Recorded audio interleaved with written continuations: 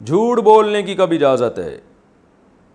سنا ہے کہ اگر کسی کے درمیان لڑائی ہو تو صلح کرانے کے لیے جھوٹ بول سکتے ہیں، اگر یہ بات ٹھیک ہے تو کن موقعوں پر اس کی گنجائش ہے؟ ارسلان سحر راولپنڈی سے۔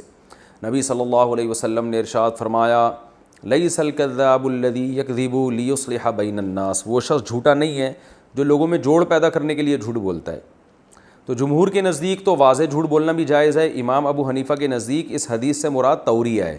یکذبو یعنی جھوٹ بولنے سے مراد خالص جھوٹ نہیں ہے بلکہ توریہ کہتے ہیں آپ ایک ایسی بات کر رہے ہیں زبان سے کہ آپ کی نیت کچھ اور ہے، اس کا مطلب کچھ اور ہے، سامنے والا اس کا مطلب کچھ اور سمجھ رہا ہے، یعنی ایسے ذو معنی لفظ استعمال کرتے ہیں جس میں دونوں معنی نکلتے ہیں، آپ کچھ اور نیت کر رہے ہو، سامنے والا اس کا مطلب، یعنی آپ کچھ اور نیت کر رہے ہو، سامنے والا اس کا مطلب کچھ اور سمجھ رہا ہے، تو ایسی ذو معنی بات کر کے تاکہ لوگوں میں جوڑ پیدا ہو، ٹھیک ہے نا۔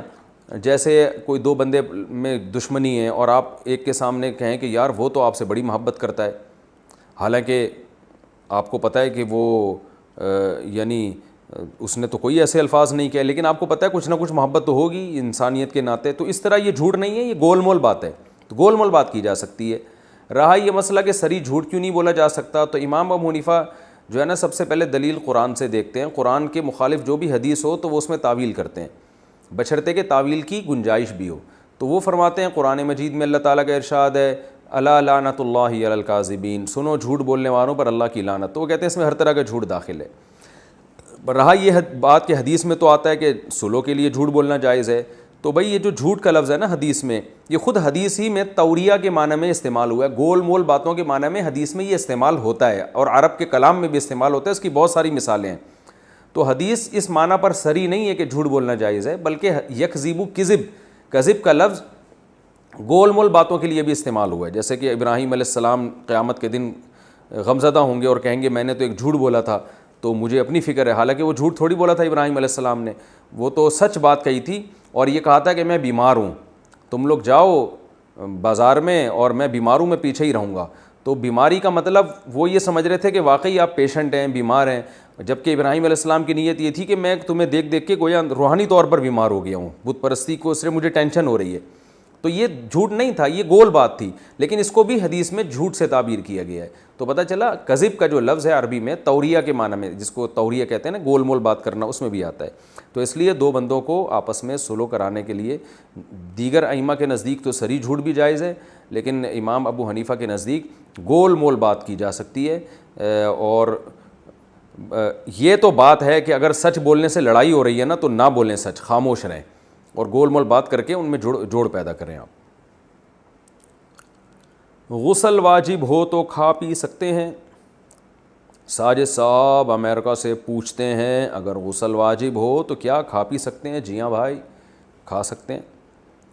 جو آپ تربوز کھائیں گے نا اس کو نہلا کے کھائیں آپ، ٹھیک ہے نا، خود غسل ضروری نہیں ہے، جو چیز آپ کھا رہے ہیں نا وہ اس کا غسل ضروری ہے۔ پاکستان میں تو آپ تو امریکہ میں رہتے ہیں، یہاں تو بہت ضروری ہے، کیونکہ گٹر کے پانی والی سبزیاں بھی مل رہی ہیں، ان میں اسپرے بھی ہو رہے ہیں، پتہ نہیں کیا ہو رہا ہے، لہذا اس کو تو بالکل اچھی طریقے سے غسل دیا کریں۔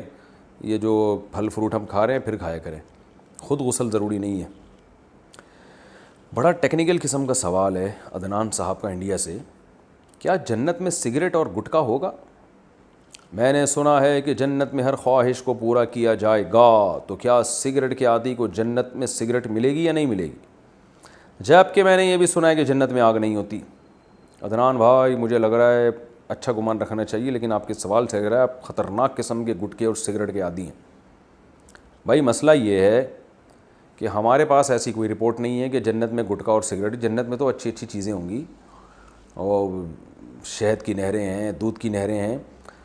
رہا یہ مسئلہ کہ جن کو گٹکے کی عادت ہے اور سگریٹ کی عادت ہے تو وہ جنت میں کیا ملے گا، تو مجھے لگتا ہے پتہ نہیں ان کو جنت بھی ملے گی نہیں ملے گی۔ پہلے تو یہ سوچیں نا، جو سگریٹ اور گٹکے کے عادی ہیں، غلط چیز ہے، بری چیز ہے، وہ پھر بھی کھا رہے ہیں، اپنے دھوئیں سے لوگوں کو تکلیف دے رہے ہیں، بیماریاں پھیلا رہے ہیں۔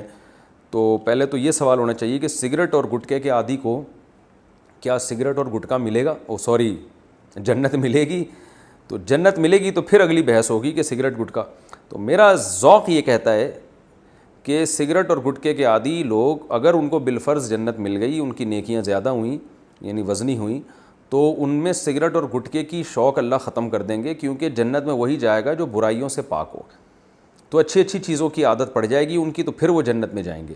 جنت میں پاک صاف لوگ جائیں گے.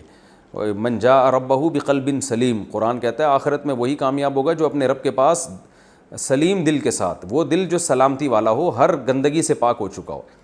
تو اللہ تعالیٰ گٹکے اور سگریٹ والوں کو پہلے پاک کریں گے، ان کی اچھی چیزوں کا شوق پیدا ہوگا ان میں، پھر وہ جنت میں جائیں گے. پھر ان میں گٹکے کی حاجت رہے گی نہیں، پھر ان کو شہد پینے کا دل چاہے گا، دودھ پینے کا. اور جو جنت کی شراب ہے تو وہ شراب میں بدبو نہیں ہے اور وہ گندگیاں نہیں ہیں جو شراب میں ہوتی ہیں. تو اس شراب کو دنیا کی شراب پہ قیاس نہیں کرنا چاہیے.